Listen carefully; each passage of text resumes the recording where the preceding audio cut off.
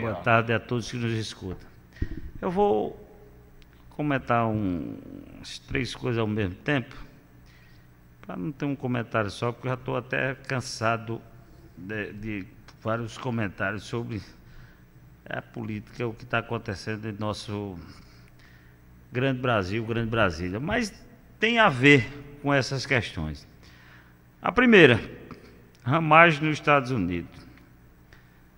Se alguém acha que Hamas não é uma bomba atômica, eu acho que posso duvidar, que o cara que esteve à frente da ABIN tem guardado tudo que a ABIN investigou do governo Bolsonaro.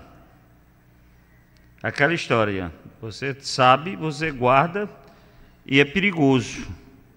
E outra coisa, ele está fora do país, ele pode demonstrar fraquezas e virtudes que o Brasil tem, porque ele tem documentos para isso. O Brasil geralmente entrega, como entregou em outros tempos, na ditadura e em outras ocasiões, cargos extremamente delicados, que é a Associação Brasileira de Inteligência, a ABIN, é o órgão que funciona para ajudar toda a polícia brasileira, todos os órgãos de defesa do Brasil. A ABIN está responsável, está na mão de um foragido da justiça nos Estados Unidos. Olha onde o Brasil chegou. Esse é o primeiro ponto. Segundo ponto, está todo mundo conversando sobre o banco. Houve liquidação do Banco Master. Sobre o Banco Master está liquidação, ou seja, houve interferência agora. O Banco Central interferiu para evitar, baixa um pouquinho aí, para evitar prejuízo. Alguma coisa está acontecendo, Raimundinho. Para evitar que tenha um prejuízo muito maior para as pessoas que estavam lá de boa fé, colocando no banco. Que um estava de má fé. Um estava colocando BRB e outras coisas. Os documentos, as falsificações são grosseiras, professor. Hoje um técnico de banco estava dizendo que aquilo passava porque era de pai para filho, de compadre para comadre. E não quebrou os 2 bancos de uma vez porque o Banco Central interviu na compra. Senão os 2 estavam quebrados e abraçados juntos hoje. O BRB e o Master. Quantas pessoas estão nesse momento, a pergunta é essa, preocupadas com a delação premiada? Diz que metade dos políticos do Brasil, Ian, estão preocupados, principalmente os políticos que têm uma ascensão maior. Não é os lá de baixo não, das frasqueiras não, lá da cozinha não, é os grandes, os governadores, os senadores, deputados federais, foram todos, o banco ajudou todos eles, eles ajudaram o banco. Estão tudo como se fosse aquilo ali, o Ali, o dono do banco era o Ali, e os 40 que estavam ao lado dele, você sabe, você já assistiu o filme, já leu o livro. Então está todo mundo preocupado se houver delação. O dono já está no presídio. Estão segurando, ligando para ele, vai dar certo, vai dar, porque se abrir a boca, metade da política brasileira vai embora. Ou da velha política brasileira.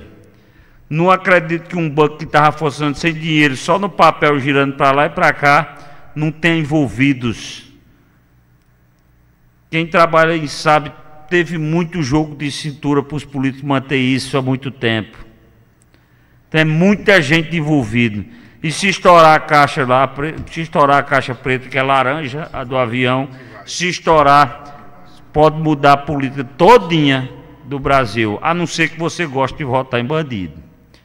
Porque geralmente nas eleições o cara vem, como dizia, chega para o prefeito, eu vou liberar 15 milhões de reais, o prefeito vota e o cara vota de novo, para o deputado votar para Brasília, o senador votar para Brasília, eu libero 30 milhões, eu voto para Brasília. Esse é o problema, você querer manter os mesmos lá, porque se você quiser manter esse segredo do banco aí, Master, vai estourar. Se não estourar agora, vai estourar no futuro. Mas tem muita gente envolvida por trás. E é um seguro ali, um seguro daqui. Mas já tem gente com passagem comprada para ver se lava também. Que agora o negócio é lavra da Mangabeira, é Estados Unidos. Todo mundo quer se esconder.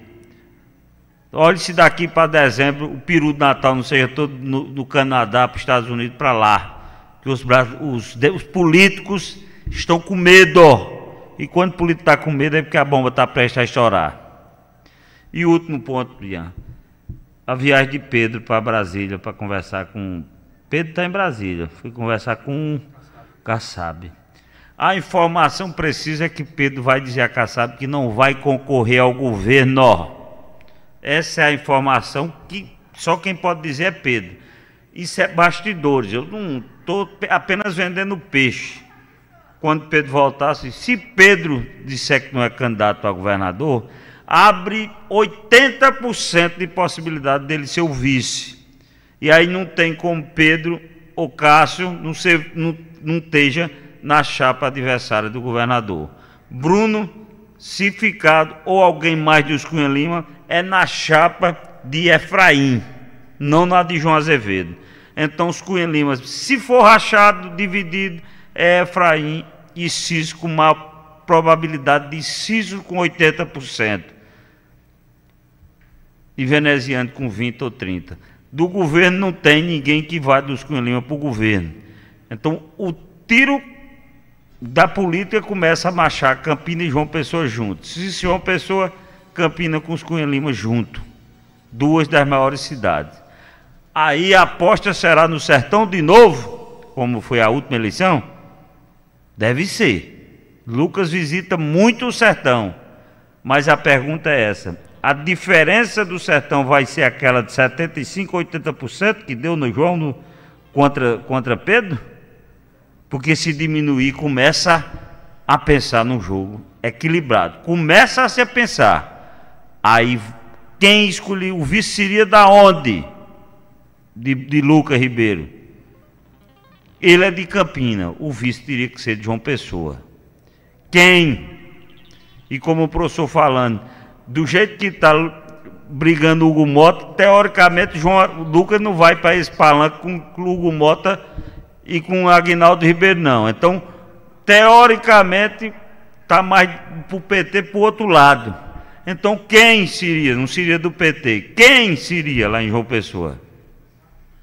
O PL não vai. A pergunta é grande. Então, o que estava definido no xadrez mês passado, já mudou tudo. As peças já se movimentaram todas. Porque política é assim, é ocupação de lugar. No momento que o Hugo Mota compra uma briga em Brasília, teoricamente compra uma briga com o PT da Paraíba. O PT da Paraíba só escuta o PT nacional. Se quer fazer acordo, já não faz acordo se for com o Hugo Mota. Então, cada jogo, cada partida que é jogada, cada pedra que é mexida, é um novo cenário que pode estar vivendo a Paraíba. Agora, essa questão de Pedro hoje ou amanhã, quando Pedro voltar de Brasília, pode ter sido uma tacada firme e forte para que Pedro seja vice mesmo na chapa. Porque a informação é essa, ele vai dizer que não vai disputar o governo. A informação, pode ser que não, mas se a informação estiver certa, daqui para sábado, a política da Paraíba pode ter dado outro pulo, outro salto, mudando de uma coluna para outra. E até abril, quem viver verá que a água vai correr debaixo da ponte e com força. E se não tiver ponte, não tiver rio, o político faz depois. Boa tarde.